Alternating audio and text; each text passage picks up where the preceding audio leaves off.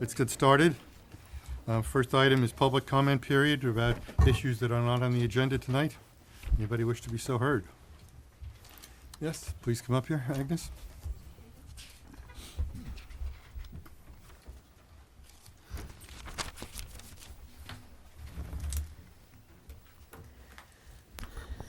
Agnes McCann, 104 Doan Street.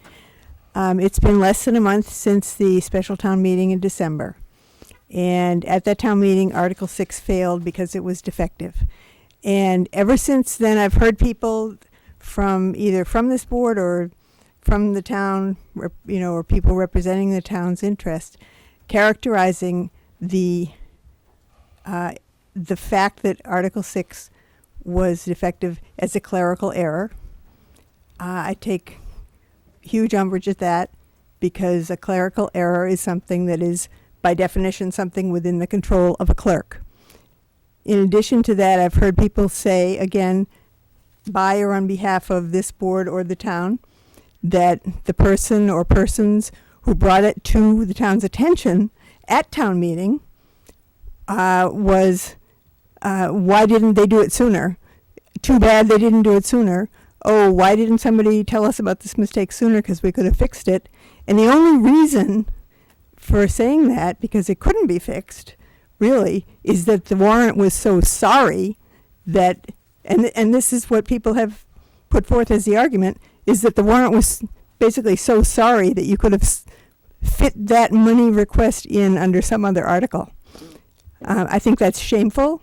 I think it's shameful that the town, the board, the town manager have not acknowledged the mistake more appropriately and have continued to foster this myth that it could have been fixed sooner if only somebody who had no obligation to notice the fatal error had spoken up sooner. So I think the listening public should hear this and should deserve to know that you weren't doing your job and shouldn't try to foster it off on somebody else. Thank you. Thanks. Anybody wish to respond? If you want to. I am more than happy to respond for multiple times that it's been in the paper and also been discussed at this board. There was a clerical error that was done with our Article 6. Please let him speak. He let you speak. As stated, there was a clerical error that occurred with Article 6. Had we known, based upon town council's review ahead of time, it could have been modified into an earlier article to address the issue. But with no notice, we were unable to fix that. Anything that comes out of this office is my responsibility, and I think the public has heard many times that I take full responsibility for anything that leaves this office. That's all I have to say. Anything else? Do you have anything new to add? Okay.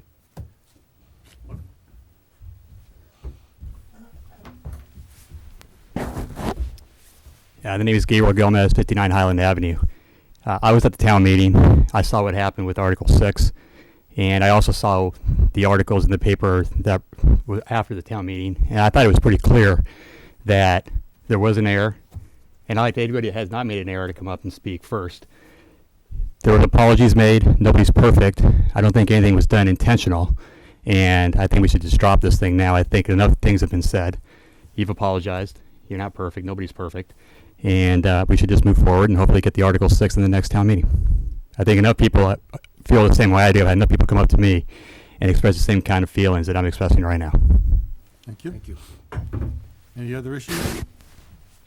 Okay, the next order of business is the Cohasset Road Race, sponsored by the Rotary Club. We have a special event permit application. I think it's the first of our new version of the permit applications. Thanks to a Hello. review by Diane, and who else was involved with it? Well, a whole group of people, actually, and I think we're going to have a new event application that comes before the board, hopefully in the next couple of meetings. So I think the road race, knowing that the board wasn't going to approve the larger application process, the road race needed to get their dates in, so they used it. It's still being tweaked. We're working with Jen, and there's a committee of people. And but thank you for this. Sure.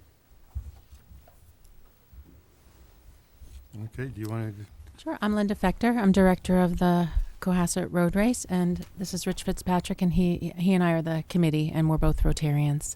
So we would like approval from the town to hold the 37th annual Cohasset Road Race by the Sea on Sunday, April 7th at 1 p.m. And there's a walk also at 10 o'clock, and that's from Sandy Beach. And we did fill out our new form, one of the first versions of it.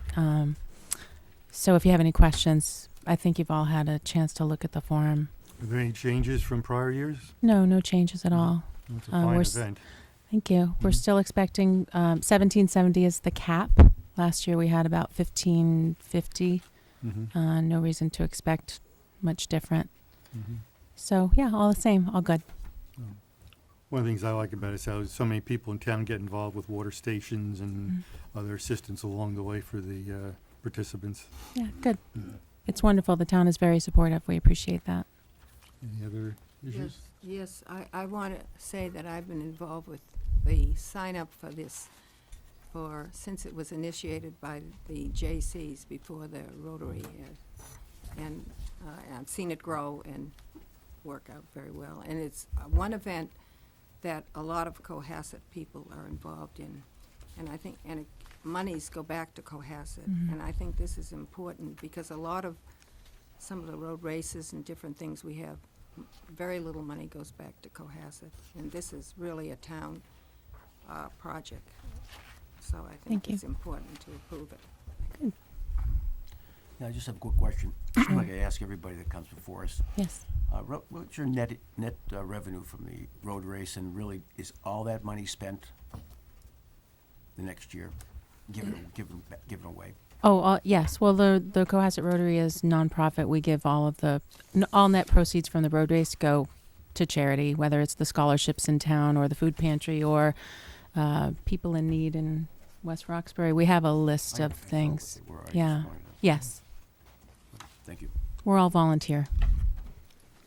Okay, anything else? No, I move that we approve Sunday, April 7th for the Cohasset Road Race. Second? Any further discussion? All those in favor? Aye. Opposed? Passes unanimously. Thank you very much. Congratulations. Best wishes for a great race. We'll hope to see you out there. I'll have my cowbell. End of the street. No, I'm not running. Now we have a funding of technology and security upgrades. Boy, we're really moving ahead of this game today. Is Rob here? Nope, I can take care of this, Mr. Chairman. Okay, fine. One of the things that we were trying to get accomplished at town meeting was approval of the phase one of the technology plan that would be town-wide for both the schools and the town. And as a result of that, there was $250,000 that was earmarked in Article 6. We have looked at alternative funding sources to try to keep the momentum going for the technology transfers that we're doing and the upgrades up until we have our next annual town meeting. So that's kind of the precursor. Now, an opportunity has come to the board to begin to fund up to $70,000 and potentially $100,000 of that initiative. And that specifically comes from the Avalon Bay project. When the Avalon Bay project was approved by the Zoning Board of Appeals as part of the conditions of the project, there were two initiatives that occurred in that plan. One was there was a total of $350,000 that was allocated to the improvements of the Sawyer Street Route 3A intersection, as well as sidewalks along the top part of Sawyer Street and also along a portion of Route 3A down near the Avalon project. In addition to that $350,000, there was also another $150,000 that was in the agreement for the Selectmen to use for, meaningful public purposes that would have an impact on the town. Now, as a third element to the agreement was that there was a lot of study and analysis that was done early on that was to be deducted from that initial $500,000, which was running just shy of $100,000. Through the efforts of the chairman, Ted Carr, the former chairman, and myself, Avalon Bay has agreed to not deduct that design money out of the initial $500,000. So they are able to make us, so we're able to get the full 350 plus the 150. Now, with that, the town did go forward through the advisory committee, the capital budget committee, the board of selectmen, and did approve $250,000 for the technology upgrades for the town and the schools. However, since that time, we've also unfortunately had to feel the sorrow that happened down in Newtown, and we have been working with the superintendent, the police chief, and the fire chief, and all the principals of the school and myself to look at additional security upgrades for the schools. And we have identified several items that need to go forward. Unfortunately, I can't get into the specifics of what those are because it's not appropriate to talk about security devices and procedures in public, because then what's the point of having these procedures in place? However, at a future meeting and with the school committee, we will be updating those steps in general.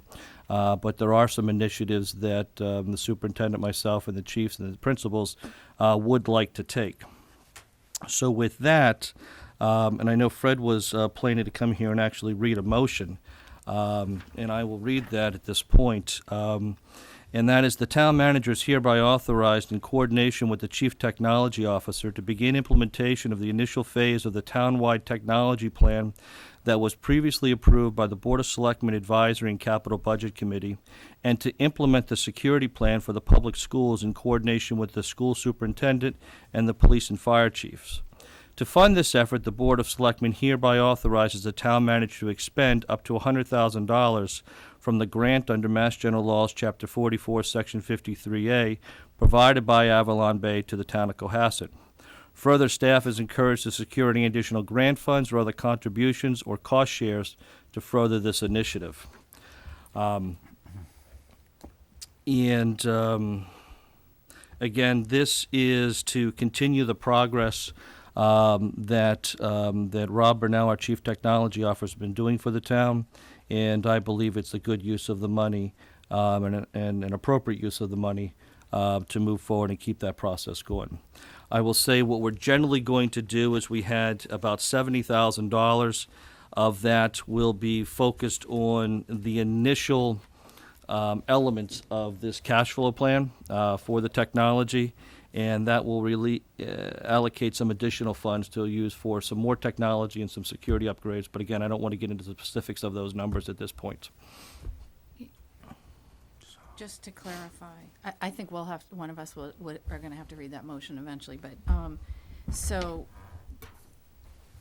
my understanding is that in the Avalon agreement, we were given $350,000. That's earmarked to the sidewalks and the intersection improvement at Sawyer Street and 3A. Correct. And then there was a second $150,000 that, what's the constraints there? The meaningful public purpose? That's correct. Meaningful It's purpose. such funds shall be expended for such public purposes as the Board of Selectmen may designate. Okay. And I met with Avalon Bay, and we received both checks from them on December 27th, I believe. And those have been deposited into, December 27th, those have been deposited into the town accounts. Can you break down how much of this is for security versus how much is for, say, general technology upgrades? Sure. $70,000 will be focused exclusively on technology, and then the remaining $30,000 will be moved between security and technology as determined by the Chief Technology Officer, myself, and the superintendent. Are you going to go out for bid for the 70,000? We go out. We go out and we secure competitive pricing for everything that we do. So I when we go out understand for that. computers, we go out on the state bid contract. So that is done, and we get the lowest prices available for the best quality products. Will you give the board the 3 lowest bids or something, so we know when we get queries from the public? We will certainly make any procurement work that we go through available to the board.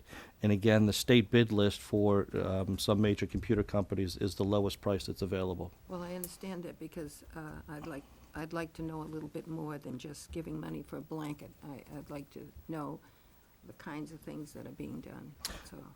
Again, it's to move forward with the plan that's already been approved for the Well, I know that, but, $250,000. It was a PowerPoint presentation, and I really wanted, we had a lot of stuff that night, and as long as it's being revisited, I would like a little bit more detail. I understand on the security, but I think on, when we're buying a lot of things, just what kinds of things, because people are very interested in this. And again, we'll make all those available to you. Okay. What's in general is the priority list on the technology side? Because $70,000 is obviously a lot less than That's right. what we originally were talking Um, about. Let's see, from Rob's initial analysis, we're looking at multiple computer labs that are over the high school that have computers that are anywhere from 10 to 12 years old. To go out and replace those, we're looking at least 90 computers, it looks like, in this analysis.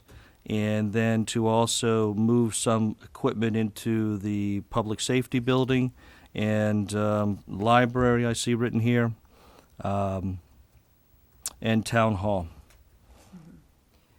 I would appreciate if you would give us that list. Okay. Thank you. So you're gonna spend as much as you have. In other words, you can't really tell us until the bids come out, how many computers, whatever else is involved. Right. I mean, we have a plan that's $250,000.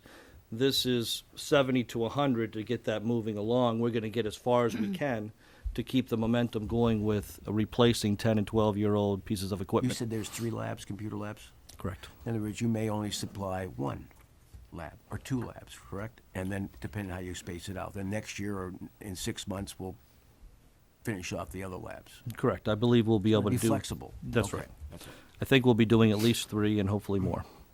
And we're still, this is kind of a silly, kind of backward question, but why aren't we spending up to the 150? We're keeping that other, because this is, we have $150 at our discretion. We can always come back for that. Right now, I'm trying to work with what our immediate spend pattern is going to be to get us moving. looks to be And this between is the 70 and 100. 70,000 that, after the special town meeting that I asked Rob to go back, and what do you need in the next 60 to 90 days? This is the number. That 250 was to get us through the end of the fiscal year, which we'll be going back to annual town meeting to have the rest of the money released to continue the year. I wish we'd had more backup on what you're saying, so I could have mulled it over before I came to the meeting and asked even more intelligent questions. Again, the plan's already been approved, and Well, we're I just know moving that. forward with implementing as much of that plan as we can over the next few months But you're prior cutting to down an the annual town amount, meeting. you see, and I would have liked to seen the priorities within Mm-hmm. the amount that you chose to do. Just, On the security, is this the total amount that we plan to spend on security, or is there likely to be more coming in the future? There's more coming. Okay. And that's why at the end of that motion, there's, to encourage additional grant funds and other contributions and cost share for those. just before, I'm happy to read the motion, but just on the 350, Mhm. do we have kind of a timetable for, I mean, we've been talking about that for a year and a half. And at one point last year, I thought it was closer to 220, and then we were like, oh, we'll never get sidewalks for 220, but Now it's back up. now yes. we have 350, and, that's something that I think we should be aggressively taken care of. I mean, it's been an issue in town for a couple years, and I'd like to see that go Sure. on a fast track. And it is. And for many of you that may have seen myself, Brian Joyce, the town's project manager, and 2 engineers, we were at that intersection at 7:30 this morning, which is one of the peak times from 7:30 to almost 9 o'clock, just verifying the traffic flow based upon the data that we have. And the engineers are going to be putting together a preliminary report that we'll probably have in about a 2-week time frame. That will allow us to go to Mass Highway and start to build this into some Mass Highway initiatives where they're coming out to resurface Route 3A. And clearly what we want to be able to do is to do the groundwork, meaning the sidewalks, and run any conduit that needs to happen in drainage prior to the road being resurfaced. So that is moving forward right now. Once we have some preliminary plans, we'll also reach out to the planning board and coordinate with them. This is something we're moving forward with, as well as with Beechwood and 3A, which we have a conceptual plan that they put together on that as well.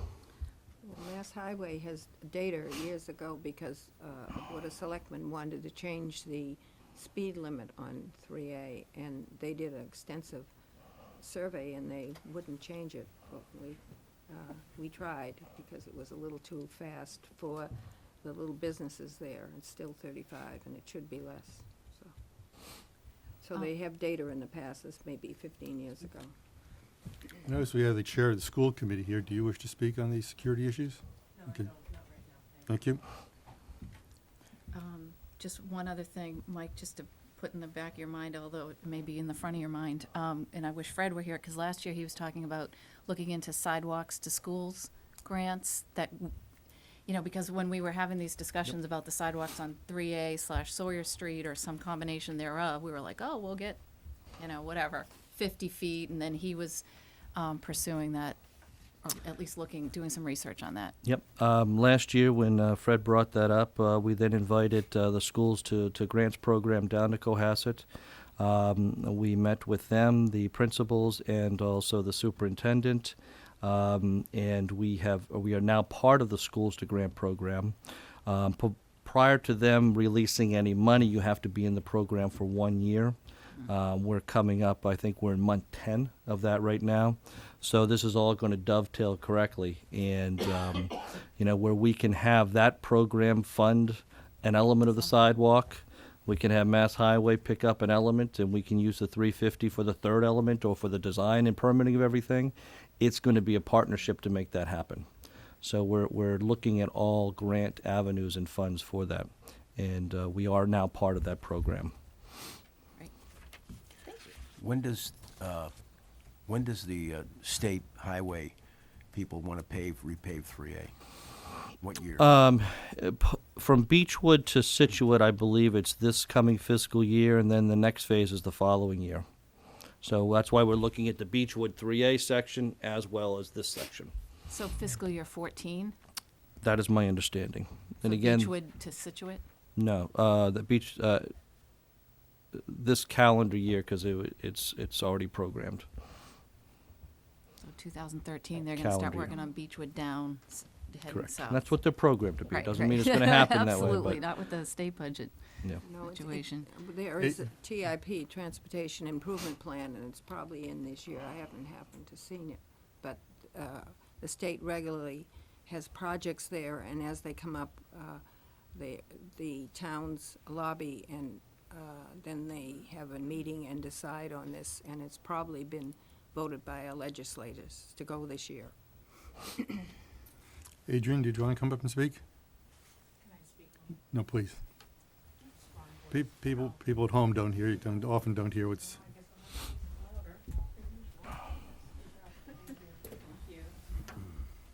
Adrian McCarthy, 85 Doan Street. I understand what is being done here, and I really find it more of a borrowing from Peter to pay Paul.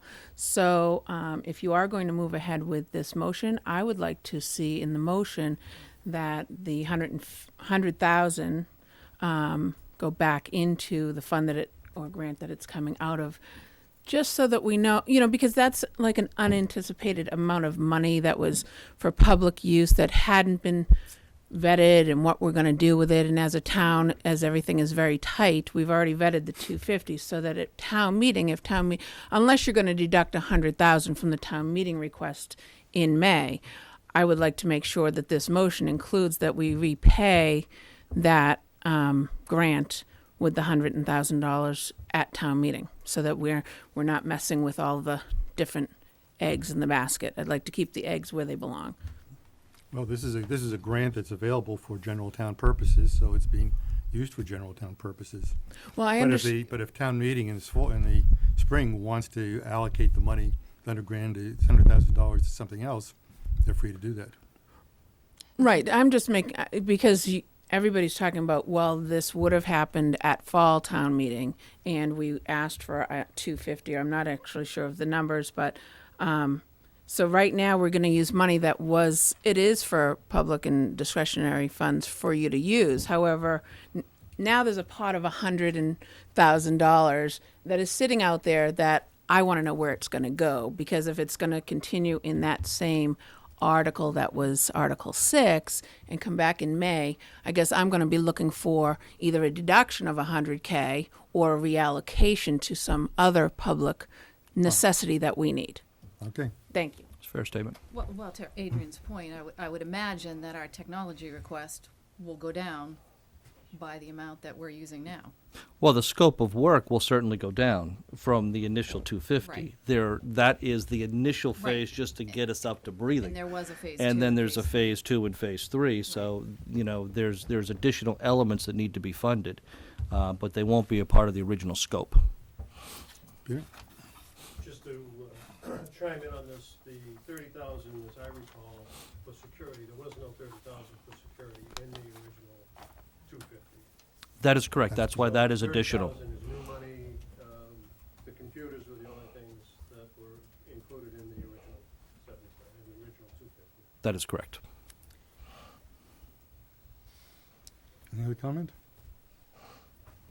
We can, I make a motion, we You approve. want to read it? That's Wanna all read the right. He's already read it. Want me to read it? no, we can I- have, we have to the read it. motion, no, we can have the motion as read. Okay. So moved, All right. if you wish. Yep. Second? Second? Any further discussion? All those in favor? Aye. Aye. Opposed? Passes unanimously. Next issue is the discussion of procedural steps by the board in response to the unauthorized release of confidential attorney-client privilege information.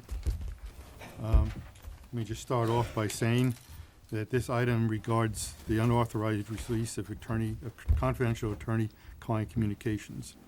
Attorney communications provided to the board are privileged under the public record laws, and any release of these communications must be authorized by a vote of the board. Individual members do not have the right to release these communications to anybody. In this case, the communication was provided to the Board of Selectmen, and one member promptly sent it to a non-member. Tonight, we will discuss the appropriate response by the board. We will not be discussing the content of the communications. Town council has advised me that the board has 3 options.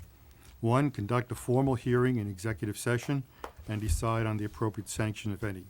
In other words, the board would be the hearing body. Second is to file a complaint with the State Ethics Commission and let the commission's experts determine whatever the appropriate sanction would be. And 3 is let the matter slide. So I think open it to the members of the board to see what thoughts they have on this issue. My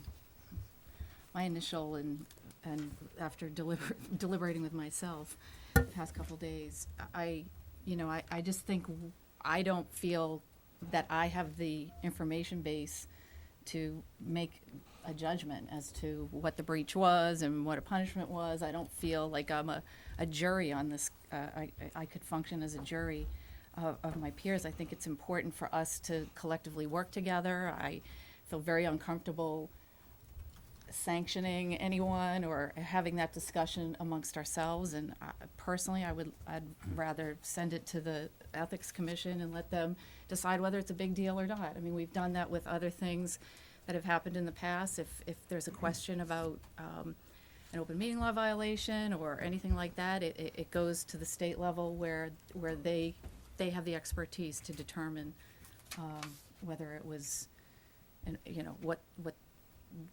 what should happen. I don't feel comfortable really addressing it amongst us. I would like to say, given the legal issues involved, I should be entitled to be heard. Because of the potential for legal rights being infringed upon, and because the attorney-client privilege is a legal issue here, I should be entitled to be heard through my attorney on this issue. Well, it's a public meeting. Anybody can speak who wants to. Lee, did you want to say something? Yeah, I just like Yeah. go along with what Diane was saying. I think it's non-political, so I don't think it should come under town politics. I think we turn it over to the Attorney General to determine if it's right or wrong. So it's very simple, and we don't have to get involved in it.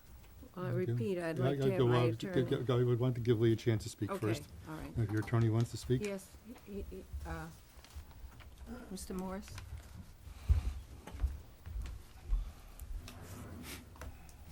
Good evening. My name is Brandon Moss. I represent Martha Gaspy. What I would, and I'm aware of the limitations on what the board can do and the concerns the board has in terms of the subject email.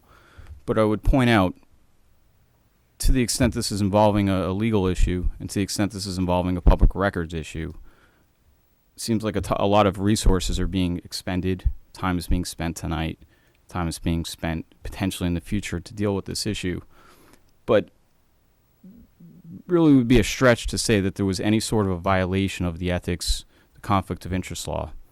Chapter 268A, the conflict of interest law, is a criminal statute, and while lengthy in number in terms of the sections involved, a smattering of the sections do involve municipal officials, but none of those sections deal with the situation where a public official, a municipal official, any official, attempts to seek guidance consistent with that official's duties, that official's performance as, in this case, a member of the Board of Selectmen. That said, I mean, the statute does not prescribe any of the alleged conduct, the allegations, which I believe Martha has categorically denied. Putting aside the issue of whether or not this is even subject to something that was confidential, the public records law, although having a number of exemptions, the attorney-client privilege has been recently recognized, but the attorney-client privilege itself is a long-standing legal doctrine, but it involves communications for the purposes of seeking legal advice without getting into the contents of the disputed or subject email. There was not an email involving the requesting or rendering of legal advice. So not only is it a position that it is not attorney-client privilege and not exempt from disclosure under the public records law, but the secondary issue here is the fact that there's no violation. There would be hard-pressed to find any section under Section 23 or otherwise of the ethics statute, again, because this is a criminal matter. It's serious, and I do want to point that out, because not only is there no violation, but it's certainly ramping things up to a level that seems to be unnecessary. And I want to presume that you're 100% right, but I don't feel like we're the ones that should be making that call. Sure. Well, And there's probably a lot of mitigating factors. And I don't know. I just don't know what the information is, what's public, what isn't, what's an attorney-client privilege, where does that go into something else? And I think we're all very uncomfortable with it because, we all take our jobs seriously, all five of us. We don't want to make any breaches on anything, and at the same time, we want to be as transparent and open. And it's a tricky, as you know, it's just a very tricky fine line, and I think it makes us all very uncomfortable and very nervous. And I don't think we're looking to be punitive. I think it's just, honestly, I just don't think it's anything that I have the ability to converse about. And I think that there are experts that need to look at that, not me. The reason I say all this, and certainly any individual, whether it be the board collectively or any individual, can file an ethics complaint, but I would point out, I think it's important and for the board to know both sides of the issue, because, as Martha's counsel, I've looked at the issue, and it just, this is something that is a serious matter, because conflict of interest statute is a criminal matter. So. Okay, thank you. Good.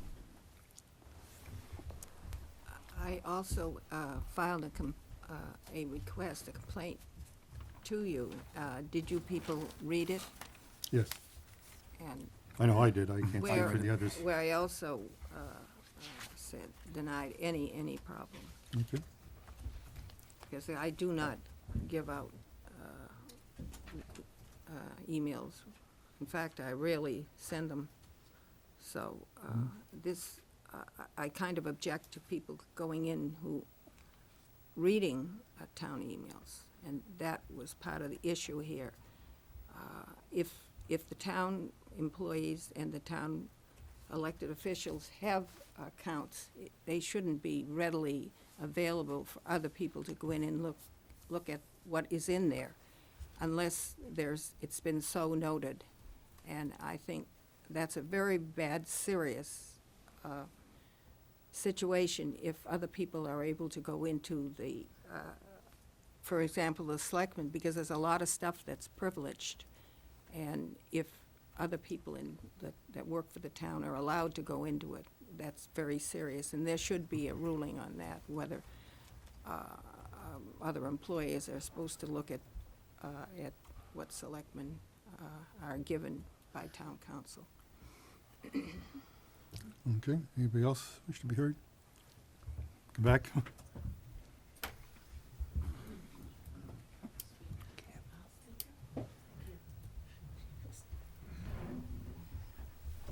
Adrian McCarthy, 85 Doan Street. I'm a bit confused at this. I was watching your last selectman meeting. I think it was before the holidays. And I know you went into an executive session, so I'm assuming this came out of the executive session, whatever's going on here today. I'm a little disturbed to find out that anybody could go into anybody else's email without written consent. So is the town manager or any one of you allowed to go into town employee emails that are, like I sent you emails at yourcohasset.org. So anybody who can read those emails that I send to you. All emails with the board members and other town employees are public documents. Well, I understand the public documents. We signed we passed a policy last February or March, I think, of last Right. year, which stated, among other things, that you have no right to privacy on, I have no right to privacy on my Cohasset MA account. Right.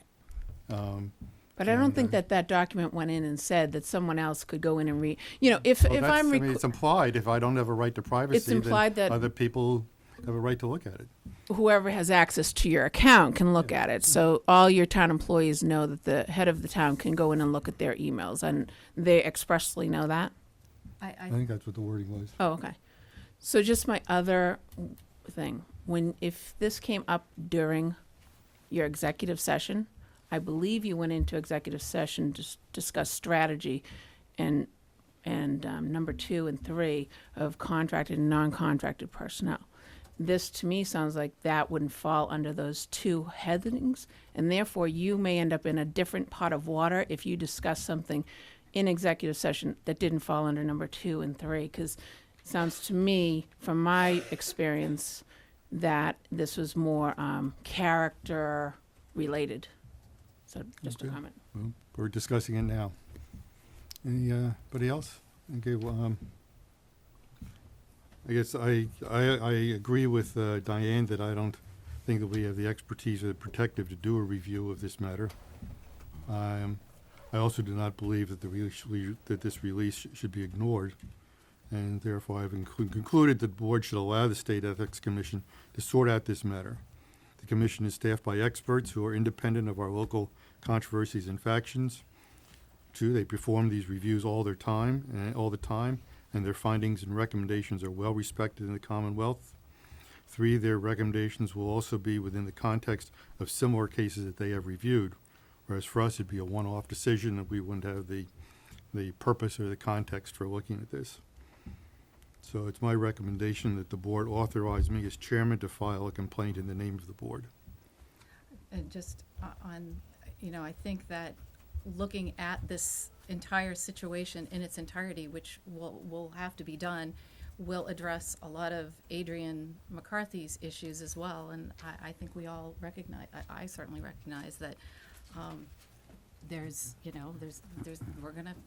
we're gonna find out if things, what happened and how it happened, and whether, or we're not gonna find out. We're gonna let them do it, and we're gonna get a decision one way or another. Well, I find this very interesting because in my complaint, to the board, which was delivered a week or so ago, I said that if it wasn't addressed in satisfactory, that I would also, and I've written something to apply for open meeting law discussion. I have it right here. I have the whole complaint filled out, so, and you all have the same copy.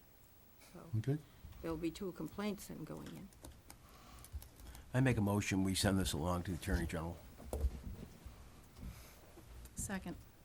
Any further discussion? All those in favor? Aye. Opposed? Nay, Passes 3-1. And the next issue is the acting town manager's contract. We talked about this briefly at our last meeting. And, let's see. Too much paperwork here. I know. Okay, we have Michael's contract with the town expires June of 2013. In the fall, we approved in concept the idea of extending his employment through June 30th of 2015.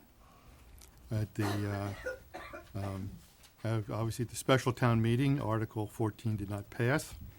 And so our state of play now is either to approve a acting town manager's contract through June of 15, to institute a search for a new town manager, asking Mike to serve as acting town manager until that process is completed. 3 is getting a second opinion about whether Michael is eligible to become town manager after the March anniversary of his resignation from his last committee assignment. Town council says he is not eligible to go from acting town manager to town manager under the existing Town Manager Act. Numerous other attorneys have argued that he is eligible. Maybe we get a second opinion to sort that out, I don't know. The 4th is to create a 6-month contract ending December of 13, to supplement our existing contract in force until June 30th of 13.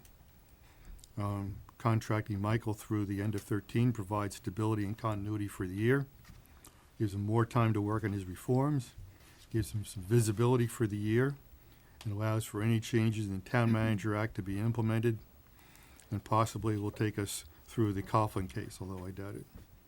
Once some of these issues are resolved, the board then can offer Michael another contract or initiate a search.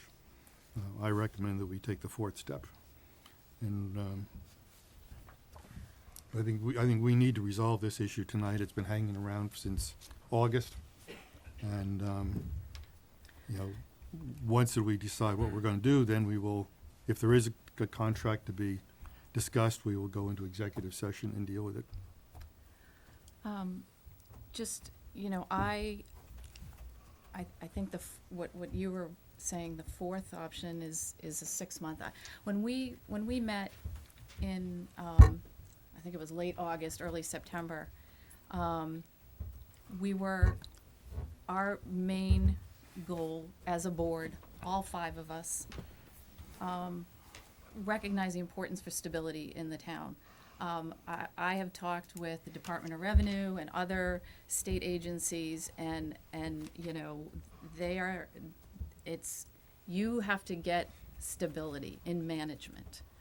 I know that as somebody that's managed employees before, that aside from the big picture look at the town and the seemingly revolving door, there's that issue with stability, and there's the stability just among the staff in town. And I think that it's just to constantly come into work, whether you're working somewhere else in this building, whether you're the acting town manager, to not know what's going to hit you that day, whose voice is going to carry louder today. I feel horribly because I think this board has failed for a while at controlling the narrative of this town. I'm going to try to not be flippant here, but this is not a Scooby-Doo episode. We have tried very deliberatively, very carefully, and with only the trying to do the right thing at all turns to make decisions that would bring stability to this town. I understand that there's votes here and votes there that may not seem like that's happening, but in general, that is what we're trying to do. We're trying to manage some very difficult situations. Having said that, when we discussed Michael's contract earlier in the fall, late summer, that was what we wanted to do. We wanted to try to keep this train a-rolling. For better or for worse, like them or don't like them, we felt like we had to do that for the town. So we did talk about having a lengthier contract. I think we all know now that we can't really do that. It's just not the right thing to do for an acting town manager. So I think we need to stay the course right now. I would agree with extending having a contract extension for 6 months to get us through December 2013. I think we have to do a search for a town manager, a formal town manager. I think we have no business doing that today or tomorrow or next week. I don't know when. I think we should go through town meeting. At least the governance committee is working on the Town Manager Act. There may be changes, there may not be changes, I don't know, but I wouldn't feel comfortable advertising for a new town manager, knowing that even the slightest tweak might happen to that document. I know that document will be presented at town meeting, and if it isn't, it isn't. And then we hopefully will have a little more of a knowledge base to properly execute a search for a town manager. So I think we should extend Mike's contract through December 2013 with the promise to the community that we will, at some point in the next 4 or 5 months, have a discussion about opening up a search for a long-term town manager, which I would hope Michael Malinowski would want to be one of the candidates for, but time will tell.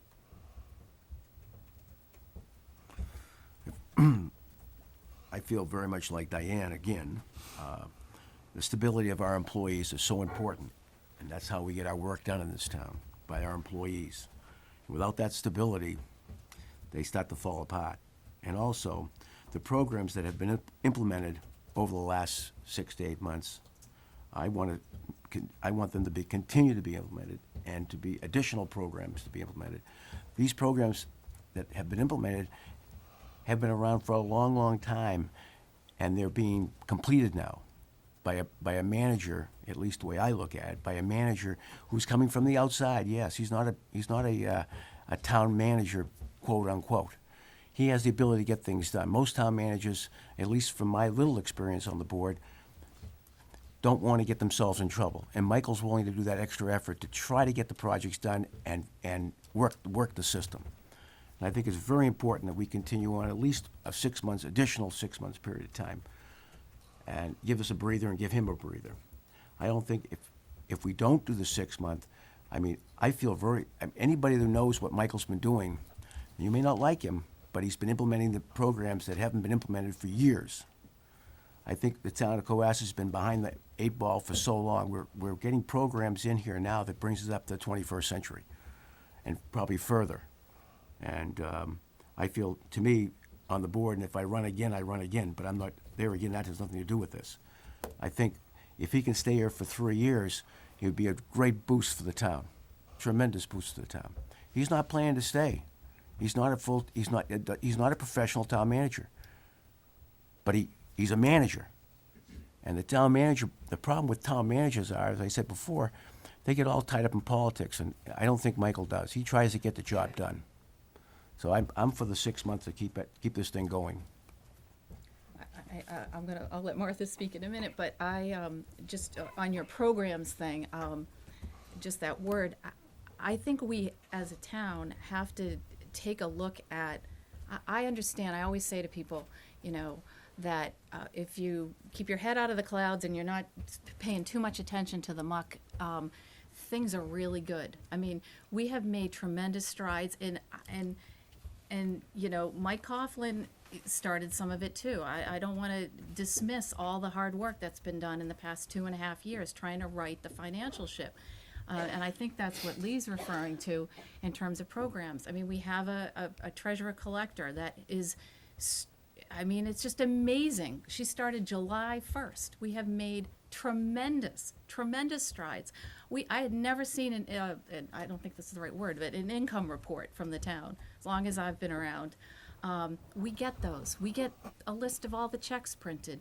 We have clarity in the budget that we've never had before, and I think the finance guys around me will probably agree to that. And I think, you know, we have to look at that. That's what people want. They want well-managed money. They want their resources, their tax payments, their excise tax, everything else stewarded properly. They want services that are delivered at the highest level possible. And it's not perfect, but we're getting there. And we're leaps and bounds of where we were. And we have got to stay the course. And I just shame on all the constant negativity out there, because there's a lot of people in this building and at the police and fire station and at the DPW, in the schools, in the library, and I'm sorry if I've forgotten something else, that are coming to work every day and doing a really good job. And I think we need to tone the rhetoric down a little bit and recognize that. And, you know, and Mike has, you know, there are days I always say, we're swimming upstream sometime and there's snipers in the bushes, you know? I mean, it's not easy, but he's staying the course, and we gotta keep that going. And then use, you know, hopefully if the town manager gets act changes or not, whatever, we will know where we stand in May. We will execute a search. And I think that's the best way to go. I'd feel really good if we make that decision tonight. Well, Martha, do you wish to be heard? Yeah, well, I've lived here 52 years, and I've never found any problem with town employees. They've always been good. They've been working very hard and giving their all and being innovative in many ways. I don't think that's the issue. I think the issue is we hired someone for acting town manager act. He was never vetted. I mean, I had to ask for 2 months what his background was. When you're acting town manager, you can do different things depending what the board asks for. I think we should have our RFP up, and I have no problem keeping Michael till June, because that was the contract, and he's trying to do very hard on many ways. It was kind of a mess with town meeting, but so be it. And I just don't want it to go any further. I think it doesn't take, this is January, we can get somebody by June or so. It doesn't take that long with interviewing and so forth. So I would not want to extend it beyond June to December. I guess I would, because if we conducted a search right now, we couldn't include Michael in the search. I think when we do a search, Michael should be included in the search. Well, And that's why I think we need to wait until after town meeting well, to get this issue resolved. Well, I think a town manager should have town manager background. There are many, many in the state, and if we do keep that, there's a lot of stuff that they know that we don't. And I frankly would want to hire a town manager. There's a wonderful one next door, and there are other people that I have been involved with for years and years. And it's not to say that a lot of the other people in town aren't qualified. If you'd want to change and not have a town manager, then it's a different issue. But as long as we have a town manager, I would really want somebody that has the background. And That's your opinion? Okay. Peter?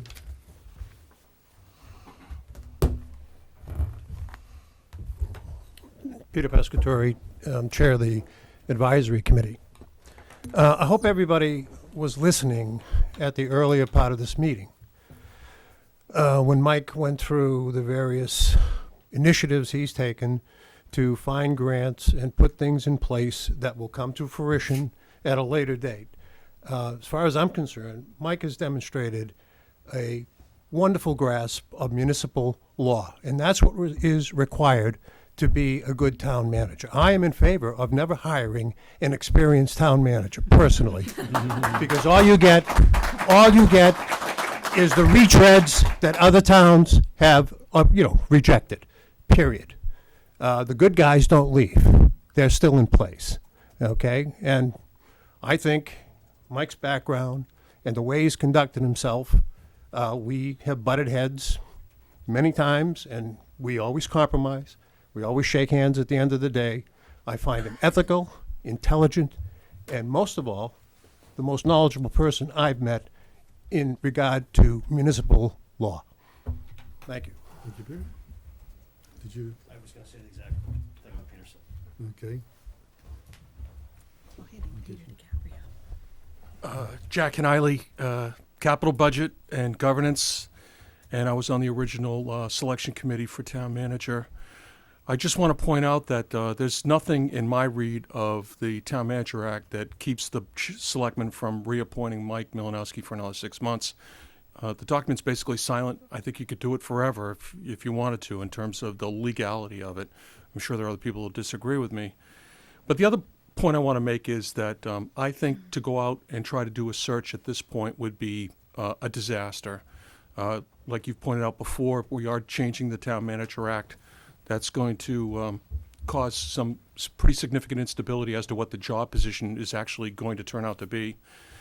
The other issue is the Coughlin legal matter. How do you resolve that with somebody who's interviewing as a candidate for town manager in this town?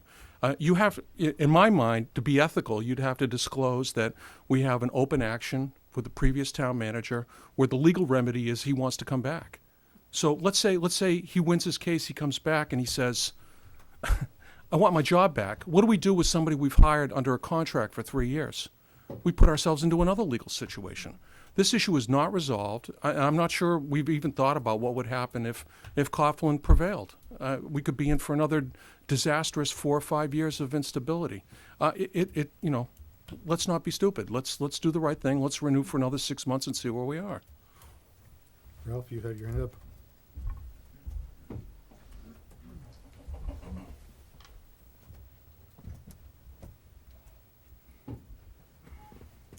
By the way, I am checking the 3-minute rule that we have. I So tend to far. be brief. Ralph Dormitzer, Atlantic Ave. And this is to echo Jack Kennelly's question about the propriety, legality, or any other sort of words you want to use with respect to whether or not you really should, could, or want to hire someone on a permanent basis until you have resolved the legal potential obligation you have with Mike Coughlin. So my question is really very simple. Will town council talk to us about whether or not there is a reasonable possibility that under this lawsuit that has now been issued by Mr. Coughlin against the town, whether or not the town would actually have to rehire him should he succeed? And I ask that as a member of the governance committee because we have to write some language in which actually says we would like the selectmen to issue a search, but we need to have some language which says under what conditions should you do a search. So that's the question, okay? Town council is not defending us in the Coughlin matter, but do you wish to speak to that point? It's being covered by the insurance company will cover whatever losses there are on the case, if any. Because the matter is in active litigation, I do not think it's appropriate to discuss in this forum those kinds of assessments. But I would happy to be available for that. I've been working with the insurance company lawyers on this. I think that's probably enough to say. That's as at far this as you want to point. go, huh? Thank you.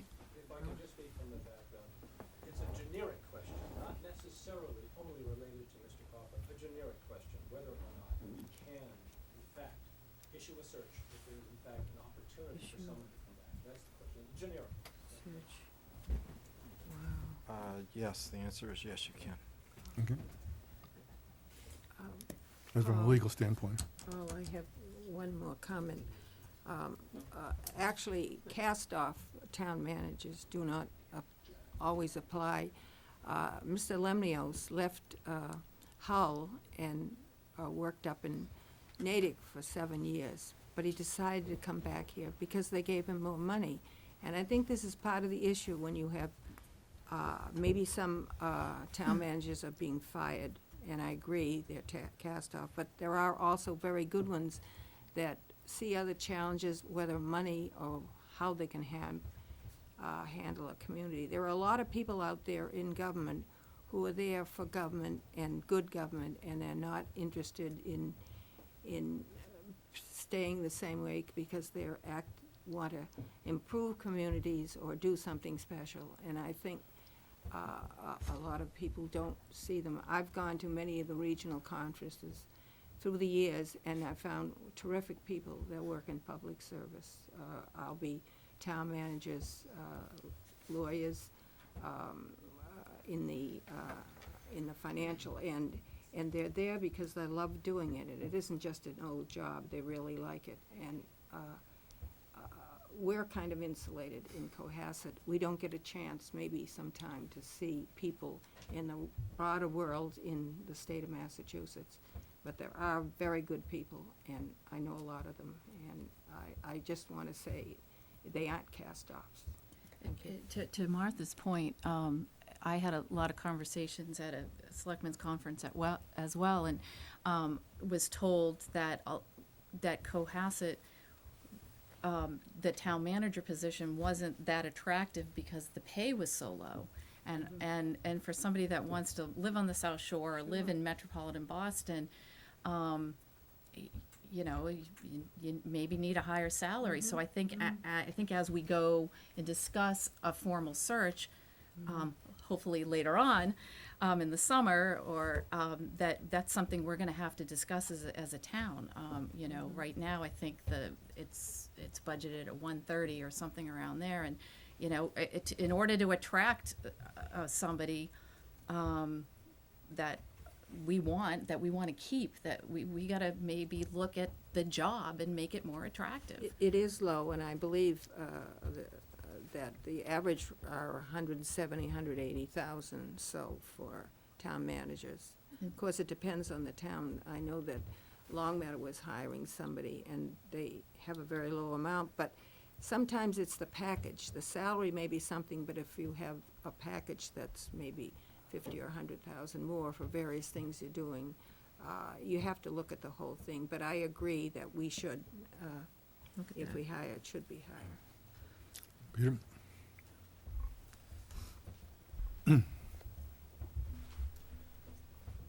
Pete Brown, 38 Atlantic. I've been sort of following this situation for quite a while, and it's really disturbing. When I came here in 2004, I think we had just had a circumstance where our town manager had been really not the right person and was doing some wrong things, and obviously we got rid of him. And then we've gone through another one and another one. I think the one that was here for quite a long time was a good town manager. But I'm not so sure that he was pushing the envelope. I'm not so sure that he was trying to do things that had not been done, that should have been done.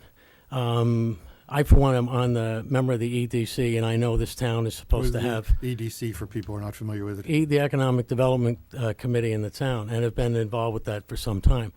And I know we're supposed to have a 5-year plan. We don't have it. We've never had it, and that's against the law. So there's a lot of things that should be done in this town that aren't being done. And a gentleman like Mike Milanowski, who comes from a different discipline, however trained and well-educated, and really a thinker, someone who knows how to think about solving problems and not get buried in the weeds of the politics and the issues and the people, trying to get it done, okay? That's the kind of person this town needs. And to obviate that stability at this point in time would be foolish, in my humble opinion. The other thing I would speak to is another thing. There's a part of a job criteria that a job that this requires, and it's a man or a woman of character. Mike is a man of character. Mike is a man we can trust. Mike is a man who's not going to do something just like some of these prior town managers have. I trust him. I trust him with my family and explicitly. So I think that's really important. That's something that's hard to find and hard to determine in an interview process. Really hard to find. And that's why we have the trouble that we do with the man that's currently suing the town. So you couldn't figure that out. You couldn't figure that out ahead of time. You didn't know the man was going to be the way he was. And essentially you've decided to let him go. You've got somebody here who's getting it done, who's finally getting it done and doing things that, from what everything I read, make a lot of sense. I think common sense should prevail. Thank you. Ms. McMorris? Everybody in the back is asking you to speak up. Okay. It's hard to hear, even though it's a small room. I'm sorry? Not when the board's speaking. For some reason, it's very difficult to hear you. We can hear the speakers back there? The speakers barely, but the Okay. board very difficult. Maybe we can turn this volume up a little bit more. Okay. I'm Ronnie McMorris, 89 Doan Street, and I appreciate all of the comments that the members of the board are making, but I also appreciate the comments that are out there in the community. And I think it's important when you sit on that side of the table to recognize the diversity of opinion. Not all of it is negativity. Some of it is just opinions that are different and perspectives that are different from your own. And it is important when you make decisions in the interest of the town that you listen to all of the opinions and all of the views in the community and not dismiss those that are not in accord with your own. Paul, I guess I'm a little confused about your comments about putting the matter to rest with regard to whether or not we are changing Section 14 of, well, not Section 14, the section of the Town Manager Act with regard to, who can be appointed to the position. In my view, that decision was made at the fall town meeting. It's not an open question any longer. It may not be the answer that you wanted, but you did get the town's opinion on that. There was a vote. To say that we're going to bring it to annual town meeting and then we're going to have a decision on this is incorrect. You already have the decision. You may not like it, but the town did make its decision on that point. Thank you. Let me just say that many people came up to me and said that they voted against it because they wanted to have this change as part of a global, all the changes in the Town Manager Act at once. Many of those people said they want to support Mike, they want him in the job, but they want to see all the changes at once. So I don't think that the vote was as crystal clear as you say it is. That's my opinion. Karen?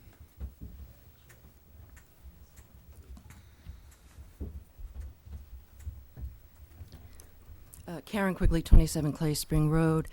As one is self-admitted Mrs. Kennedy's snipers, let me be perfectly clear in saying that I have never, ever criticized or been negative about the employees of this town. They're a wonderful group of people, of individuals, and they're very hardworking, and we're very lucky to have them. That having been said, the question I have, those of you who serve with me on the board know that, like Mrs. Yesterby, I believe in process and procedure.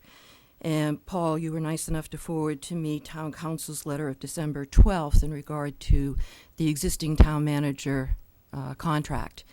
And in that letter, as a citizen of the town, a former official of the town, I find it disconcerting that we have a contract that, evidenced by Town Council's statements in it, he was not the author, nor did he sign off on it, that it is not as a whole void, and that there are parts of it that are unenforceable. And as I have mentioned to you in the past and in my writings, that the existing contract although in the beginning says that the town does wish to hire Mr. Milanowski as an acting town manager, the legal part of the contract refers in every instance to town manager. Excuse me, we're talking about a future contract, not the existing contract today. Well, The existing contract is what is in place. If you want to continue to talk about it, that's fine, but that's not really germane to our discussion today. what I would like to say is that perhaps the board could take this opportunity, my being resigned, that there are 3 votes on this board this evening that are going to go forward with the extending the contract. If you extend the contract, if you vote to extend this contract, all these issues go with it. And would the board be better and wiser to fix the existing, please just let me finish, I Bob. didn't say we're going to extend the contract. I said we're going to offer him a new contract starting July 1. The new contract, I think, will deal with most of the issues that you're concerned So about. in the meantime, we continue to have a contract with our major town employee that is not void as a whole and has provisions that are unenforceable. But going forward, let me just finish, Lee, please. Your 3 minutes are up, so please wrap it up. I will wrap it up in this, that can you assure both myself and the people of this town that a new contract will come under review by town council and will not be void in any of its entirety, and that it will be enforceable? Not that I think that you The should go answer is yes. that you should go forward with it. I do agree with Mrs. Yesterby that you should issue an RFP. Thank you. Did you wish to speak? Paul Durensis, Town Council?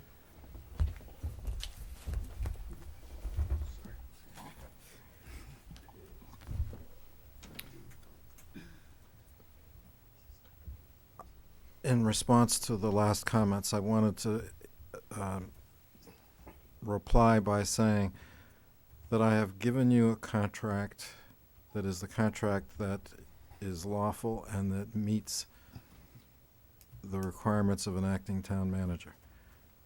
It is not the same contract that you have in effect. It will take effect July 1, and it is for 6 months. And the provisions of that contract would be enforceable. Thank you. I just like clear this up.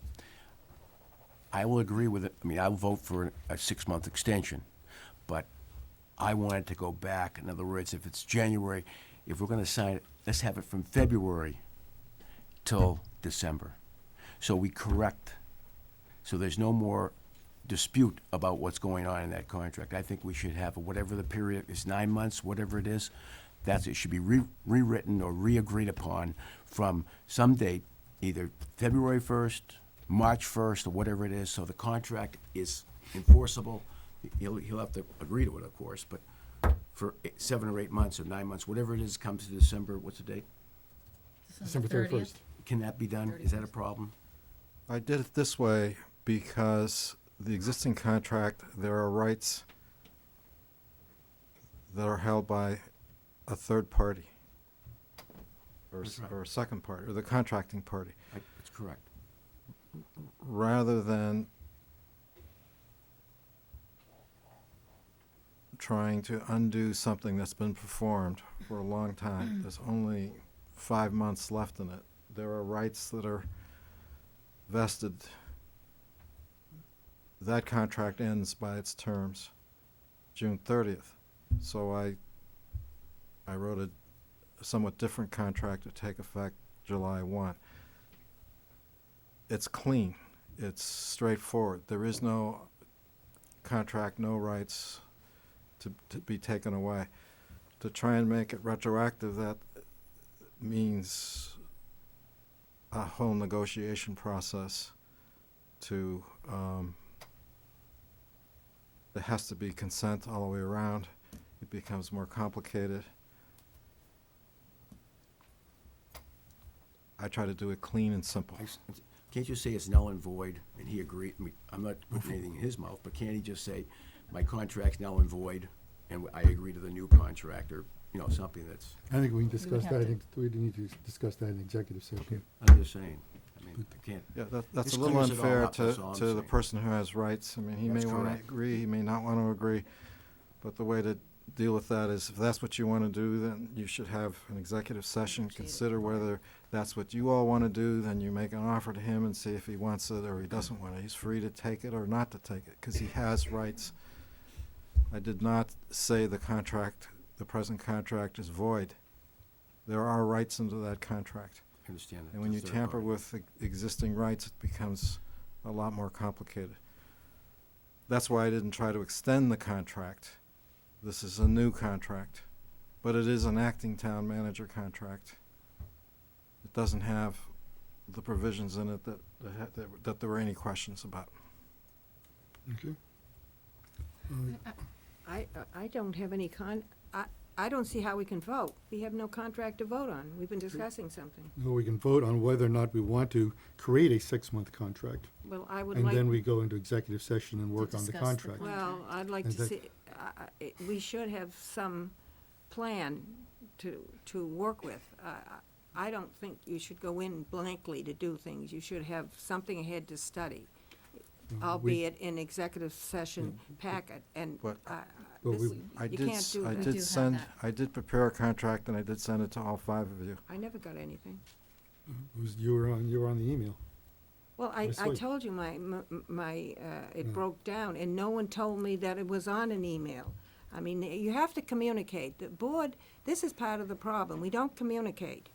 Some people know something, other people know another, but I have no knowledge of some of these things. And we had a packet that came out. Why did we have to send it by an email if you send a packet? I find the packet is mostly lacking in any background stuff. And for years, when I was in the Board of Selectmen and any other board, we always had backup of stuff. And I find that oftentimes it's inadequate at meetings. And you can't make a good adjustment.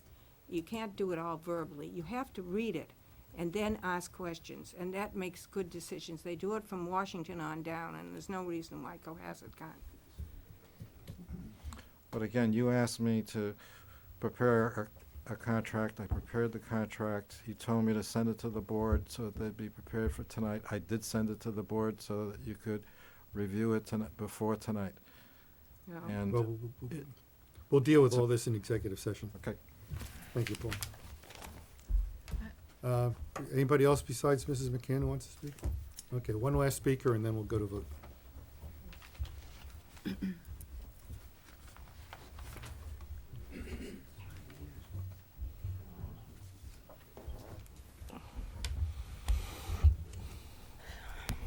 Agnes McCann, 104 Doan Street. Just for what it's worth, I'm just saying, you people, it's as if you only listen to yourselves. Nobody but this board wants to revisit the Town Manager Act. That was the vote at town meeting. You can say they said wait till spring, but that's because they have some respect for the governance committee, deserved or otherwise. We'll wait and see whether that's the case. Why are we spending so much time trying to save the job for one individual? All due respect to Mr. Milanowski, he's not 1 in a million people who can do this job. He's 1 of a million people who could do this job. And we should be hiring someone who could do this job. If you're lucky enough to find someone in your town who's available, by the way, and you pick them up for the job, but you don't do it by the course that, that's prescribed, and you name him acting, and now you're bending over backwards month after month to keep him there, don't you think something's wrong? I do. I know a lot of people who do. Thank you. Okay, any last minute comment by the members? Yeah, One- I just want to say that, Agnes, I 100% disagree with you. I listen to people all the time. I never for a minute, and still to this day, don't believe that change that was presented at special town meeting to the Town Manager Act related to Mike Milanowski. And I explained it at a few public meetings, because I had a different interpretation even of the current statute that might make him eligible for it. That was not something. Maybe it got ramped up to this special town meeting because we wanted a little clarity moving forward right now with the situation that we currently have, because there's been so much noise about the contract that exists. But I do think there's an understanding, and the governance committee's been working for a year on many issues, including the Town Manager Act, and it's flawed, and they want to change it. I don't think that's the one little piece of the Town Manager Act that, and maybe it'll stay the way it is, but there's other things that are going to change, that's all. And I also want to address, because I don't think we've ever done it, and I wasn't prepared to do so, so I hope I don't slip up, but when we brought Mike in February of last year, we reached out to about 6 people. Excuse me. We contacted some of the other finalists for the town manager job. We contacted employees in town. We reached out to, I think, at least 6 people. I found an email where we ran some of the names by town council and said, you know, are there any issues? You know, what if we asked the chair of X committee to come in and do this? We needed somebody to sign payroll. That's what we needed. And we were in a very, very difficult situation. Mike was available, willing, had been coming to just about every meeting in this building for months, and he said, I'll help you out. That was it, as a volunteer for 3 weeks. And it was 1 week, and then it was 2 more weeks. And things were okay. The sky didn't fall. I understand there's a lot of collateral damage that I'm not happy with, but I'm not going to go there. We put him in place after reaching out to a number of people, and he was the best person available at that moment to help us out in a time of very confusing, unsettled everything, politics, emotions, day-to-day business. He came in. He did a great job. He found things immediately. He addressed things immediately. He brought to us a computer policy immediately. We didn't have one. He brought to us a code of civility, which I know some people think is a big joke, but it isn't. And we just grew from there. There was no master plan to pluck somebody. You know, he had worked in the city of Attleboro for years. He had tremendous experience in economic development. He's got his master's degree. We looked at his resume. This was not, let's go get our buddy and take over the town. And I'm just tired of hearing that from people. You have to know that we were doing the best we can, the best we could at that time under very trying circumstances. Did we start interviewing for people? No. Did we put out an RFP for an acting town manager? No. We had a lot going on. We put a town manager on leave that had a hearing a month later that we had to remain completely neutral for. And we did that. We just needed somebody to maintain the state of affairs as best he or she could. He was available. We brought him in. He did a good job, and we've been keeping him on. That is it. That's the simple story. If you want something crazier, imagine it. That is what happened, and I'm tired of him being bullied and picked on because of a decision that we made at the time with trying to do the best thing we could do for the town. He is the acting town manager right now. He has a contract to June 30th. I hope we can keep him till December at least, and then we will give everybody a full and open search for a long-term town manager. And I just hope you believe me. I am speaking from the heart. This is the absolute God's honest truth, as my mother would say. There is no crazy conspiracy. He was available. He did a good job. And we have been keeping on since. Thank you. Or did you Sorry. have some final comments? Lee, did you? Nothing I said has been denied by what Mrs. Kennedy. Okay, that's enough. just the Enough. Town Manager That's- Act. That's enough. Yeah, I'd just like to make a statement that the 6 months, I want to continue a well-run government. That's what I want, and I feel it's well-run. I've been here for 32, 34 years. It's well-run.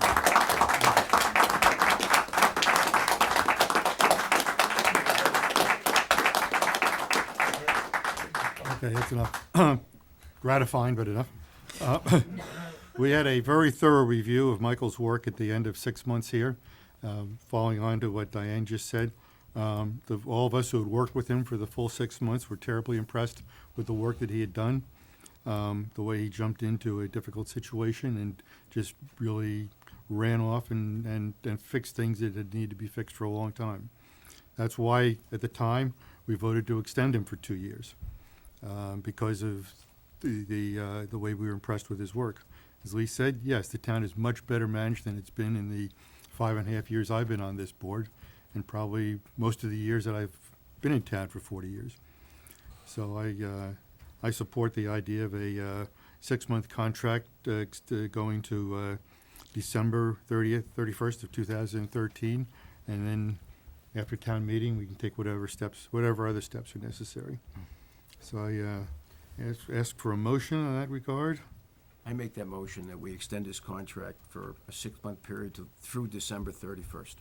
Well, I don't think we want to extend it. I think we want to create a new contract. I'm sorry. Okay, Create a 6-month contract. Yes. Create a new 6-month contract. okay.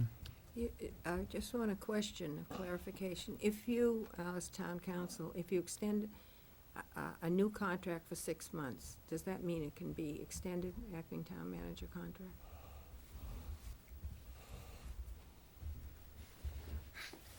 I didn't quite understand. Well, you're creating a new town manager contract for 6 months.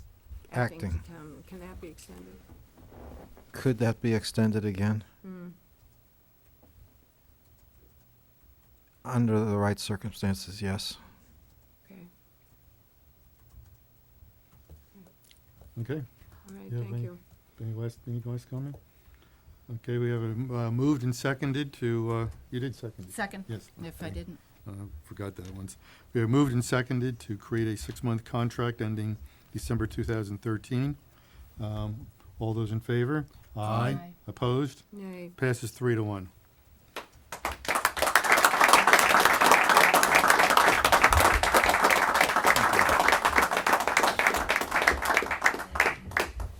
Okay, next is Selectmen's comment period. Would you all sit down for just a minute, please?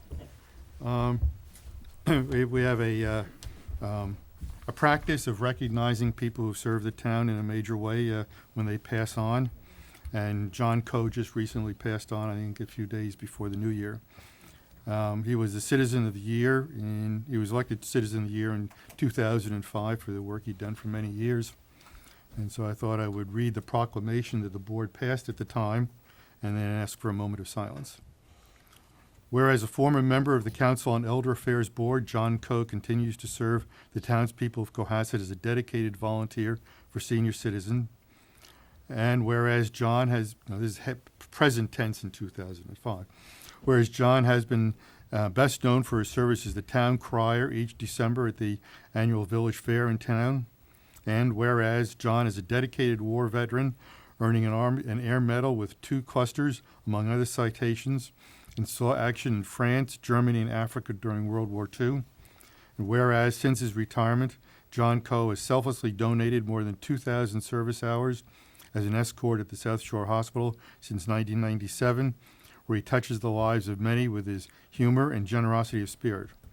Now therefore be it resolved that the Board of Selectmen joins the Mariner newspapers and the citizens of Cohasset in honoring with great admiration a noble resident and a friend for the positive results that his spirit of volunteerism and kindness has achieved. We have a moment of silence, please.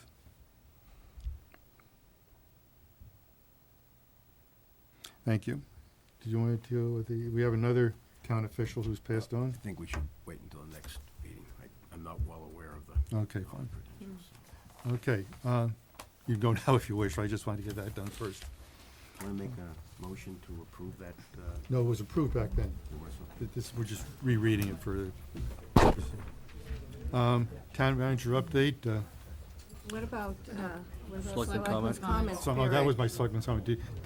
Sorry, did the other selectman have a comment to make? Yes, I do. Since the board did not address as I requested, the complaint that I gave to the board, I'm going to release it to the public. It is a public document once it's given. Well, So I'm going to release it to and I'm going to, as I say, go to further, fill out the complaint form, because I feel that I have not been, it's been release her document. completely answered in this meeting tonight.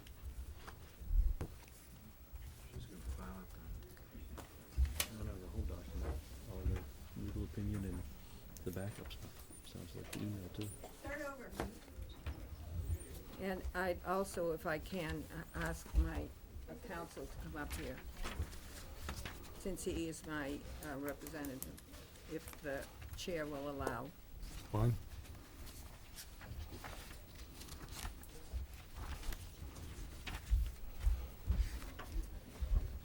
Good evening again. This is the issue I understand with the open meeting law complaint that Yes, it is, yeah. Martha prepared.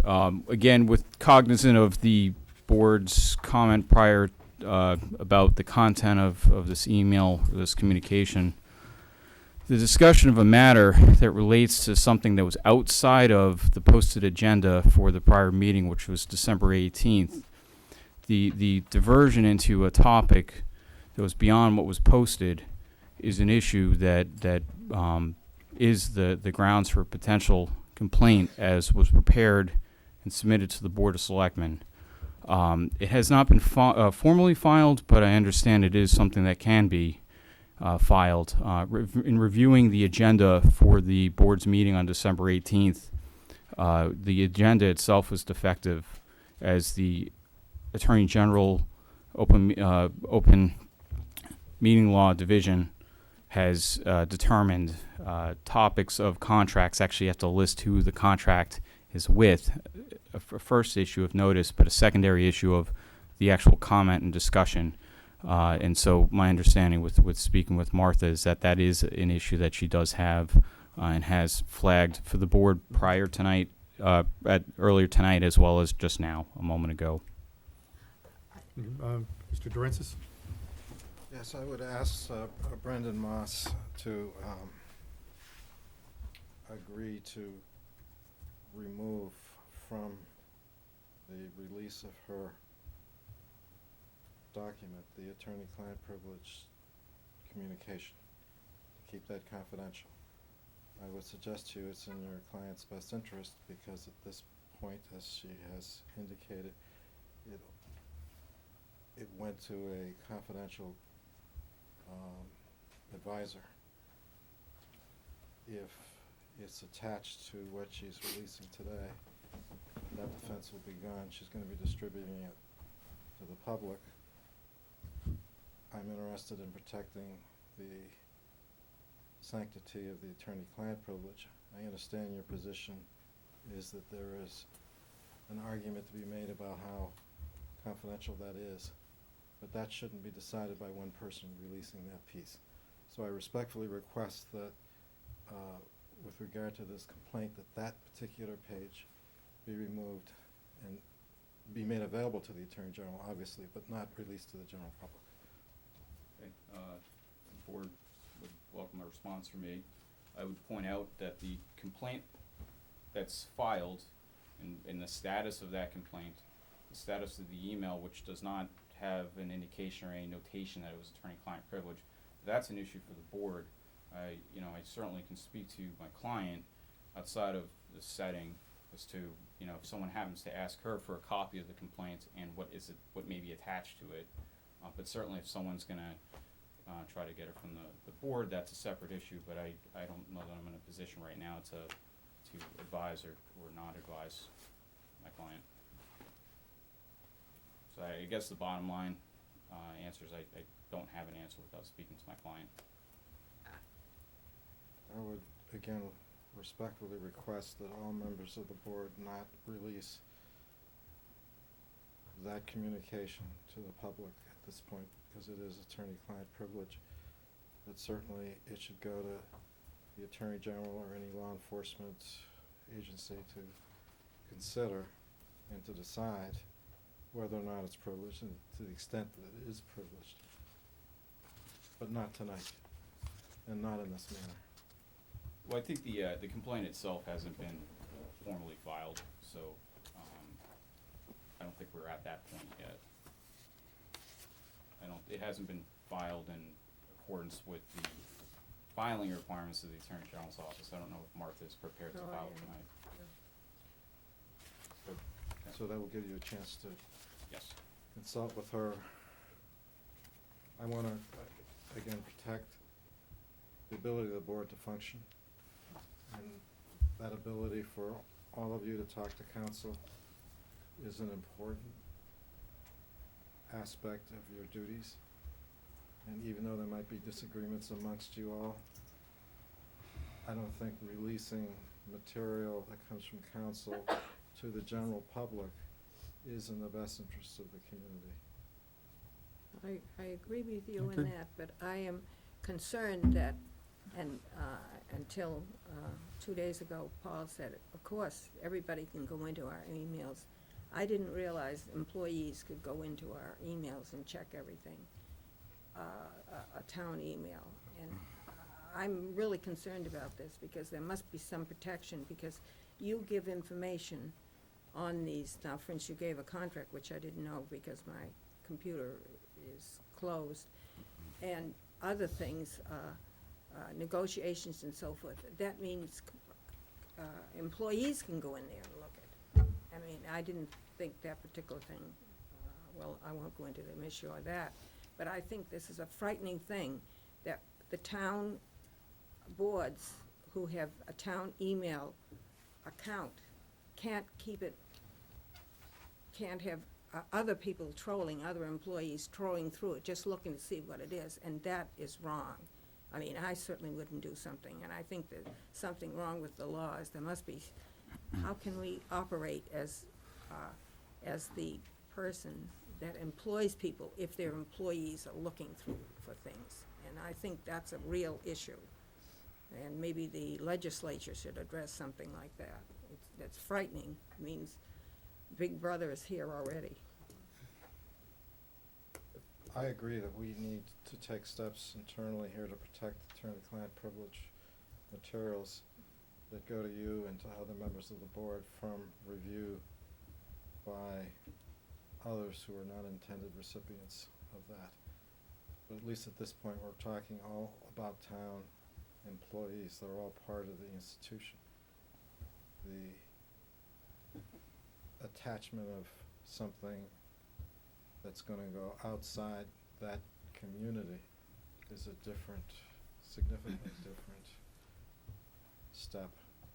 So I'm urging you not to attach it to the thing that you file, but make it available as the proceedings go forward with the appropriate regulatory authorities. I don't have a problem with it being reviewed by regulatory authorities.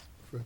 But it is important that we all be able to communicate back and forth, get advice without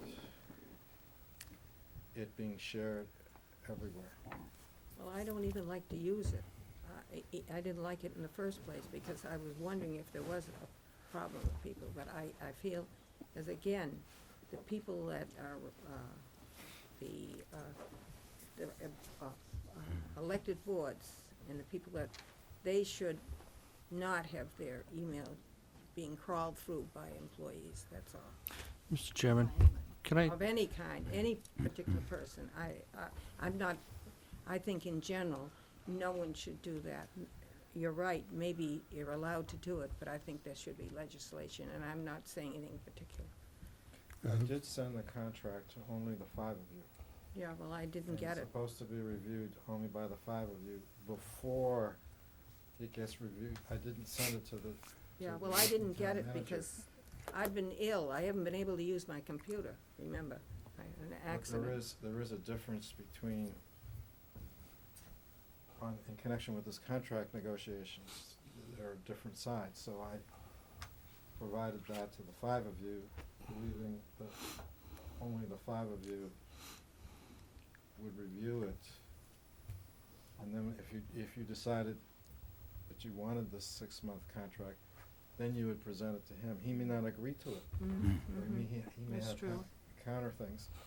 But it was not my intent to have that communication shared across the board with everyone else. I So see. there does need to be a way that we can communicate confidentially without it being further disseminated. It's just, there has to be some way to do that, and Well, that's- we can address that going forward. Well, Well, it's public true. records request would not, we would not be required to submit an email like this as part of a public records request, right? Correct. Yeah, I mean, that's one protection right there. Mhm. But if you say it was sent to us, I mean, some person could have gone into it and done the same thing and picked up that as the item was not privileged. It was, but any event, you see, people can go in and look at it, and you've sent this contract. I'm really concerned about using it. I don't even want to use it anymore, because I'm afraid everything in there can be looked at by other people, and I don't think that's the way it should be set up. So I really don't want anything sent on it. I want to get a hard copy. I don't want to use the email at all anymore. I find it disturbing. I found it disturbing when I first got on the board, because they can hack into the White House. I mean, it isn't safe. And we have packets that say, with us that say executive session, and that's the way it should be. And I respect that. I have no problem with that at all. In fact, that's the way it should be done. So, okay, well, you want to submit this complaint, which is your Yes, right? well, I'm going to, you're going to open meeting law complaint. I'm going to do the Of same course, thing. no, well, Okay. this is your right. And we'll discuss what Paul wants with the council. I haven't made a decision one way or the other. We'll see how it goes. I mean, it's my position that, if I may. We'll that see what his an position is. An inadvertent disclosure, or disclosure that's not prohibited, or was not, authorized by the board, at worst, could be said to be not a waiver of the attorney-client privilege by the board, this particular email that's at issue. But certainly is not an ethics matter, certainly is not a criminal matter, at worst, at most.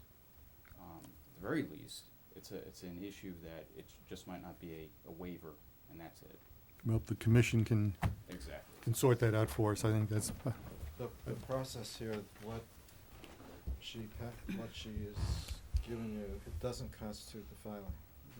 There's a process, Exactly. Mm-hmm, your yeah. lawyer would tell you, so Yeah. before you actually do the filing, I urge you to talk to Brandon Moss. Well, I here. intend, no, I'm following his interpretations. He knows the law better, like you. He's competent as you, so. So please talk to him, and then. Oh, I will. so I'm you not get- doing anything on my own. All I'm saying is, what's happened up to this point it doesn't constitute filing a complaint.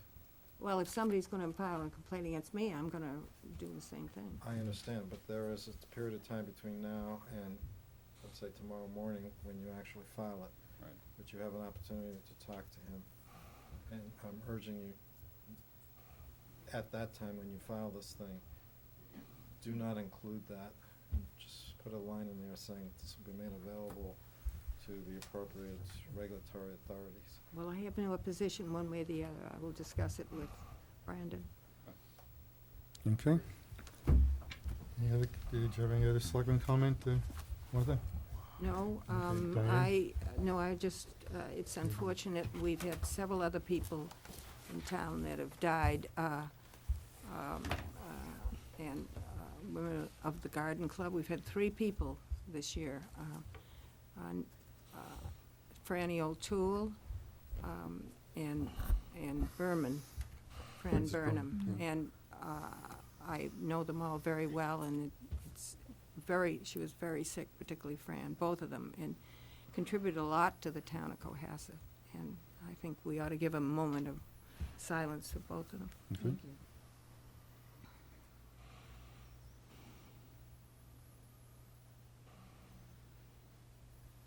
Okay, Diane, did you have any comment? No, just a question for Mike, in my list. You had given us something about staff recognition awards, and have you gone forward? Well, since you want to preempt my town manager update, we certainly segue. can. Why don't we get that? We get No, to- we can do this right now. It's Well, just- okay, let's just go through the rest of the Oh, board, unless and then we Fred, can. yeah. Sorry. Fred? I just want to say a few words about passing of Tom Hernan. He was a longtime Cohasset firefighter. He survived being wounded in Iwo Jima. He was carried off the battlefield. And I just got through to his wake. I apologize for being late, but over 1,000 people attended his wake in a little over 4 hours today. So it was a real tribute. And he was, as I said, a longtime Cohasset firefighter. So it's a big loss to the town and the community. So I'd like to have a moment of silence for him. Thank you. Thank you. So you know that he was deputy fire chief Yes, at, thank you. when he retired. Mm-hmm. Okay, now we have the town manager update. Just to follow up with Diane, I'm going to pass out the Town of Cohasset Employee Award and Recognition Program. There's 4 different awards: the Excellence Awards, the Materius Award, and Community Service Award. These are all to recognize above and beyond contributions that employees have made. They are all due by the end of January. We plan on having a an award ceremony and maybe a dinner in late February, early March. But as you see, the last 3 pages include the nomination form, and the first 5 pages describe kind of an overview of that. I think has been mentioned. The turnaround that we've been having in town is the result of not only new employees that have been brought in, but also existing employees that have helped to right the ship, and where their efforts have been exemplary, they should be commended and identified for that effort. And that's what this process is meant to do. Is it similar to what Mr. Coughlin had? Didn't he have giving turkeys or something at Attaboys or something at the meeting? He I did remember give seeing it on turkeys at a TV. meeting, and that is correct. And every meeting there were turkeys are given out. I think this is to recognize, a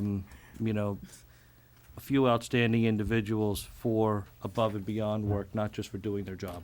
From what account will you be taking the money for the awards? I will be taking out of the account that town meeting has authorized in the town manager's account. Okay, you have that part of your account? I do. Oh, It's been that's approved by the advisory committee, Mr. Yeah, it's okay. Thank you. I'll get a question tomorrow morning on this And or I something. anticipate we may even get some donations to help on this as well. Well, that's what, different things like that, use often businesses and different people. A lot of people in town do give. Who can nominate? Depending upon what award. Some are That's a good idea. are for the volunteer award, the community service award. I think that's open to anyone. The excellence award needs to be done within town, so the town employees try and identify who they recognize as the individual that's been done the most for the town. And the community service can be nominated by anyone. Okay, great idea. What's the frequency? Once a year, Once a year. annual basis. Not once a week. Nomination process in January, and then an awards in February, March. January. And this came out of a staff committee. That's correct. It's important to know. Okay, very good. Yeah. Just, is it one of each? One for We ha- merit, one for community service, one for, Excellence. is it 3? It's one for each is how we have it defined right now. And barring anything extraordinary, I think we like to keep it one each. Tie. Yeah, if there is an anomaly where we need to, do some reward for 2 exemplary employees, I think we'd look at that on a case-by-case basis. But the intent really from the employees is they didn't want to receive turkeys every week just for doing their job. Yeah. They wanted to receive an award that mattered for above and beyond the work that they were doing. Again, In the case of the excellence and merit, since we don't have a review process for employees per se, or non-union employees. I'm Mhm. not sure even the union employees have a review process. How do we determine Yeah, excellence? review and process, How do yeah. we determine merit in that regard? Sure. How does it become not a popularity? Once receiving the applications, then I'll put together a subcommittee that I will not be part of to go through that review. And obviously, anyone that's involved in being nominated could not be on that subcommittee as well. And I will have to have faith in the process that the write-up that someone has put together will demonstrate why he or she deserves that. And the individuals, again, this is an employee-driven effort to make sure that those employees that are extraordinary are recognized. And I have to have faith in the process that it will come out that way. I'm still holding out for performance reviews. I'm with you. Yeah, I I think think it's that, I think it's a worthwhile thing to consider going forward. I agree with Would you. be doing. Would you like to establish a subcommittee of your committee? Well, we have, It is something. It is something that's been identified, and it's something that we will be moving forward with our personnel committee once formed. Okay, any other town managers issues? That's it, Mr. Chairman. Do we have any licenses, permits? We do not. Any topics not reasonably anticipated by the chairman? Next meeting is next Tuesday at 6:30 for an executive session. Any other meetings come later. Any public comment on items that are not on the agenda? Yes? Well, it's not really a public comment. I just have a question on the agenda for the executive session. Is it appropriate? Why not? It Would you says- please come up here, please? Thank you. Karen Quigley, 27 Clay Spring Road. The agenda says that you're going to into executive session to discuss a town manager contract. Yes. Not an acting town manager contract? Okay. Well, You got it is an issue. Mm-hmm. acting town manager contract. Yes. Thank you. Does that make the executive session legal? Council? No. No? Okay, then let's do that next week. There being no further business. Move to adjourn? No, I think You can't. You said it's not illegal to go into executive can't session. I thought you said, I thought you said we couldn't. he answered a question with one word answer. What did you answer? How did, No. know what? She said, would it be illegal to go into executive session to You discuss said no. acting town manager? No. I would say that acting town manager is a Committee, subcategory okay, of okay. town manager I was confused with your answer. And so was I. and is adequate notice. And Mr. Chairman, we will not be discussing any of the union contracts tonight. Okay. So, I guess we move to go into executive session to discuss strategy with respect to preparation for negotiations with non-union personnel that may have a detrimental effect on the bargaining position of the town if held in open session, and to reconvene in open session. Topics to be discussed are the town manager contract. Acting town manager Acting contract. town manager contract. Well, that's what's on the agenda. I'll have to poll the members. Martha? Well, I don't think I can because I haven't got the contract to be able to discuss it. Well, you can still vote to go into executive session or not. Well, You wish not to go into executive well, session? if that's all you're discussing and I haven't had it, I guess I will not go in because I have no feeling one way or the other, if it's different or whatever. So I guess I'll have to say no. Okay, Diane? Aye. Paul? Aye. Lee? Aye. Fred? Aye. Okay, we're in executive session. Thank you all very much.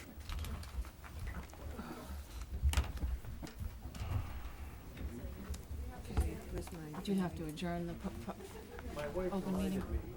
We do that.